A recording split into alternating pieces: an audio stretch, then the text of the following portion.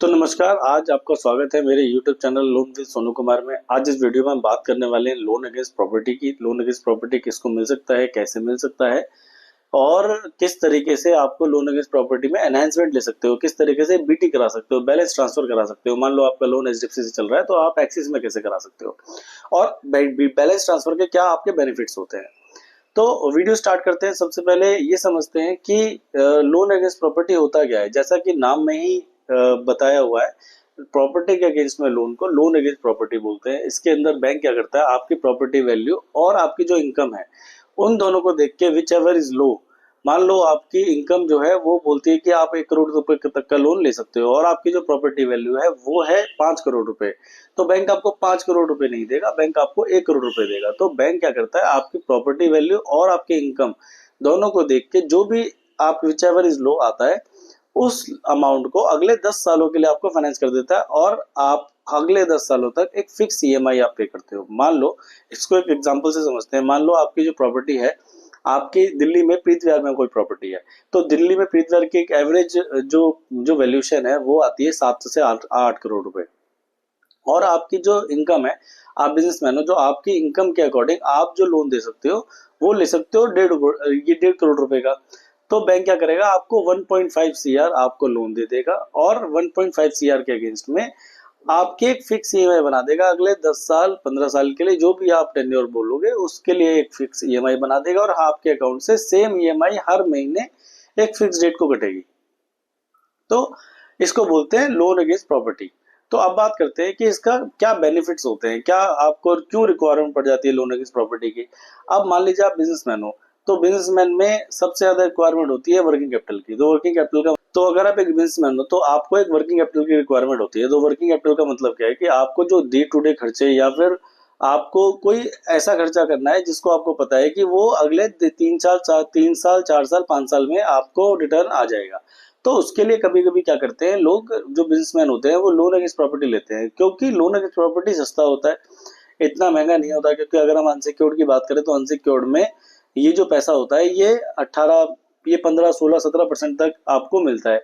But अगर हम बात करें सिक्योर्ड की, तो सिक्योर्ड में यही पैसा आपको 9 से 10 के बीच में मिल जाता है और अगले 20 सालों के लिए 10 सालों के लिए मिल जाता है, जिससे कि आपकी ईएमआई भी कम आती है, आपके पास पैसा भी आ जाता है और आप अपने बिजनेस में उस पैसे को लगा सकते हैं। तो लोन अगेंस्ट प्रॉपर्टी का मतलब जो बेस्ट ये होता है कि आपको जो इंटरेस्ट होता है वो कम होता है और टेन्योर ज्यादा होता है, आपकी ईएमआई कम की आती है।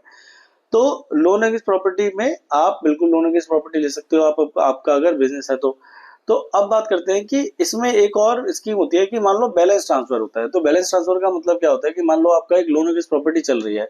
अब लोन अगेंस्ट प्रॉपर्टी में मान लो आपका एक्सिस बैंक से एक लोन अगेंस्ट प्रॉपर्टी चल रही है जिसमें 2 करोड़ रुपए का एक्सिस बैंक ने आपको एक लोन दे रखा है। अब मान लो आपने 4 साल पहले लोन अगेंस्ट प्रॉपर्टी लिया, तो 4 करोड़ रुपए 2 करोड़ रुपए चार चार साल पहले लिया। तो आज की डेट में 4 साल पहले जो प्रॉपर्टी की वैल्यू थी, आज की डेट में प्रॉपर्टी की वैल्यू बढ़ गई और आपकी जो जो बैंक है, जो बैंक स्टेटमेंट्स हैं, जो आपके फाइनेंशियल्स हैं, जो आपकी इनकम है वो भी बढ़ गई। But as per Axis Bank उनको नहीं लगता कि ये प्रॉपर्टी की वैल्यू इतनी ज्यादा है। तो ऐसे केसेस में क्या होता है कि आप बैलेंस ट्रांसफर करा लो किसी और बैंक में जिन जो आपकी प्रॉपर्टी पे ज्यादा वैल्यू दे। मान लो अभी आपका चल रहा है एक्सिस बैंक से, मान लो आपने आईसीआईसी बैंक में आपकी फाइल लगाई और आईसीआईसी बैंक ने सेम फाइल से, तो आईसीआईसी बैंक ने सेम फाइल पे, सेम प्रोफाइल पे, सेम प्रॉपर्टी पे आपके 2 करोड़ रुपए की जगह आपको 3 साढ़े 3 करोड़ रुपए ऑफर कर दिए। तो आपको 1.5 करोड़ रुपए सेम प्रॉपर्टी पे एक्स्ट्रा मिल गए, क्योंकि वैल्यू बढ़ गई है आपकी। क्योंकि 4 साल पहले जो वैल्यू थी प्रॉपर्टी की वो वैल्यू आज की नहीं है, आज की वैल्यू अलग है, आज की वैल्यू आपकी आज की वैल्यू के हिसाब से ही लगती है। तो इसको बोलते हैं बैलेंस ट्रांसफर। कभी कभी क्या होता है कि आपकी जो वैल्यू है, वैल्यू एक पर्टिकुलर बैंक के हिसाब से खत्म हो जाती है। मान लो बैंक जो है कि मान लो प्रॉपर्टी का 70% 80% तक देते हैं, बट अगर हम बात करें जो एनबीएफसीज हैं, जो नॉन बैंकिंग फाइनेंशियल इंस्टीट्यूशंस हैं, वो जो है आपको प्रॉपर्टी वैल्यू का 110% 120% तक प्रोवाइड कराते हैं। तो उस केस में क्या होता है, मान लो आप अपनी प्रॉपर्टी को दोबारा बैलेंस ट्रांसफर करा दो ये बैंक से एनबीएफसी में, तो ये भी एक तरीके का ये लोन अगेंस्ट प्रॉपर्टी है। आपने जो लोन अगेंस्ट प्रॉपर्टी ले रखा है उसको आपने बैलेंस ट्रांसफर करा दिया, जिससे कि आपको पैसे भी ज्यादा मिल जाए और आपको आपका काम भी हो जाए। तो अगर आपकी रिक्वायरमेंट है लोन अगेंस्ट प्रॉपर्टी की, तो आप हमें कांटेक्ट कर सकते हो स्क्रीन पे दिए नंबरों पे। मैं कुछ बेसिक डॉक्यूमेंट्स आपको बता देता हूँ कि ये बेसिक डॉक्यूमेंट हमें रिक्वायरमेंट होती है और बैंक किस तरीके से आपको लोन देता है, थोड़ा सा आपको आइडिया दे देता हूँ। बाकी जब आप कॉल करते हो तो हम आपको गाइड करते हैं कि आपको सर किस बैंक से किस तरीके से आपको लोन मिल सकता है। तो अगर हम डॉक्यूमेंट की बात करें, तो अगर आप एक बिजनेसमैन हो तो पैन कार्ड, आधार कार्ड, जीएसटी सर्टिफिकेट, 2 साल के फाइनेंशियल्स, 1 साल की बैंक स्टेटमेंट और आपके एक फोटो और जो आपकी प्रॉपर्टी है उसकी फोटोकॉपी, जिससे कि हम चेक करा सके कि प्रॉपर्टी कैसी है, प्रॉपर्टी में कोई दिक्कत तो नहीं है। और इसकी एक फीस लगती है 2-3 हजार, जो भी रुपए लगते हैं वो आपको बैंक को देने होते हैं, जिससे कि बैंक आप उस प्रॉपर्टी का लीगल और टेक्निकल कराता है। लीगल टेक्निकल का मतलब ये होता है कि आप बैंक का एक जो वकील है, वकील जो भी लोकल अथॉरिटी है वहां पे जाके उस प्रॉपर्टी उसको जाके वेरीफाई करेगा कि ये प्रॉपर्टी कैसी है, सही है, गलत है, क्या है, इस प्रॉपर्टी में कोई दिक्कत तो नहीं है। क्योंकि प्रॉपर्टी के अंदर सबसे बड़ी दिक्कत क्या है कि प्रॉपर्टी के अंदर बहुत ज्यादा मतलब कॉन्फ्लिक्ट आ जाता है कि कोई बैंक है किस प्रॉपर्टी में नहीं करेगा, कोई बैंक है किस प्रॉपर्टी में नहीं करेगा। जैसे एचडीएफसी बैंक है, अगर एचडीएफसी बैंक बिल्डर फ्लोर पे अगर हम बात करें, तो एक फ्लोर पे अगर 2 फ्लैट है तो एचडीएफसी बैंक उसको लोन नहीं करता। बट अगर हम बात करें दूसरे बैंकों की, तो दूसरे बैंक उस सेम प्रॉपर्टी पे लोन कर देंगे। तो ये प्रॉपर्टी वाइज डिपेंड करता है कि कौन सी प्रॉपर्टी पे कौन सा बैंक आपको लोन कर रहा है। तो इस चीज को देखने के लिए हम पहले ही आपसे, जब आप कॉल करते हैं हमें डिसाइड अपना प्रोफाइल बताते हैं, अपनी प्रॉपर्टी बताते हैं, तो हम पहले ही आपको बता देते हैं कि सर आपका लोन इस जगह से इतना रुपए का आसपास का हो सकता है। और बाकी तो जब फाइल लगती है तभी पता चलता है कि कितने रुपए की एलिजिबिलिटी आपकी आ रही है। तो डॉक्यूमेंट्स की बात करें तो पैन, आधार, जीएसटी सर्टिफिकेट, 12 महीने की जीएसटी रिटर्न, 2 साल के फाइनेंशियल्स, 1 साल की बैंक स्टेटमेंट, एक फोटो और फोटो जो आपकी प्रॉपर्टी है उसकी फोटोकॉपी। ये अगर आप एक सेल्फ एम्प्लॉयड है तो। अगर आप सैलरीड है तो सैलरीड को भी सेल्फ लोन अगेंस्ट प्रॉपर्टी मिलता है, but to a limited extent. Because bank का काम, आप मान लो बैंक ने आपकी प्रॉपर्टी 4 करोड़ रुपए की है, बट आपकी जो सैलरी है वो सैलरी आपको डिसाइड करती है, मतलब सैलरी आपको बताती है कि आपकी जो इनकम है वो 1 करोड़ रुपए तक की है, आप 1 करोड़ रुपए तक की ईएमआई दे सकते हो अगले 10 सालों के लिए।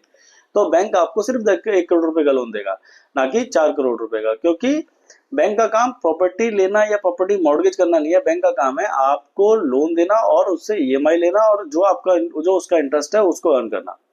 तो अगर आपसे एक सैलरी है तो आपको हमें देना है पैन, आधार, 3 महीने की सैलरी स्लिप, 2 साल के फॉर्म 16 और 1 साल की बैंक स्टेटमेंट, अपने घर के जो भी प्रॉपर्टी हम ले रहे हैं उसकी फोटोकॉपी और एक फोटो। ये कुछ बेसिक डॉक्यूमेंट्स हैं तो ये कुछ बेसिक डॉक्यूमेंट है जो हमें चाहिए होते हैं लोन कराने के लिए, ये चेक करने के लिए कि लोन हम दे सकते हैं, नहीं दे सकते हैं, किस बैंक से दे सकते हैं, किस एनबीएफसी से दे सकते हैं। तो अगर आपको लोन की रिक्वायरमेंट है, अगर आपको लोन अगेंस्ट प्रॉपर्टी की रिक्वायरमेंट है, तो आप हमें कॉल कर सकते हो स्क्रीन पे दिए नंबरों पे, और हम आपको पूरे हेल्प करेंगे लोन लेने में, लोन समझने में, आपको लोन कौन सा लेना चाहिए, कैसे लेना चाहिए, किस तरीके से लेना चाहिए, किस बैंक से लेना चाहिए। पैन इंडिया सर्विस अवेलेबल है। आप दिल्ली से हो, मुंबई से हो, चेन्नई से हो, कोलकाता से हो, कहीं से भी हो, आपको लोन आपकी लोकल जो जगह है, लोकल जो आपके अथॉरिटीज हैं वहीं से कराया जाएगा और पूरा प्रोसेस ऑनलाइन रहेगा। तो आप हमें स्क्रीन पे दिए नंबरों पे कॉल कर सकते हो। स्पेशल ऑफर्स दिल्ली एनसीआर के जो कस्टमर्स हैं उनके लिए स्पेशल ऑफर्स हम रन करते रहते हैं। तो अगर आप दिल्ली एनसीआर से हो तो आपके लिए हमारे पास स्पेशल ऑफर्स भी रहते हैं। तो आप हमें कॉल कर सकते हो। बहुत बहुत धन्यवाद। कल हम एक नए टॉपिक, नए वीडियो के साथ, नए लोन के साथ आपके साथ मिलते हैं। बहुत बहुत धन्यवाद।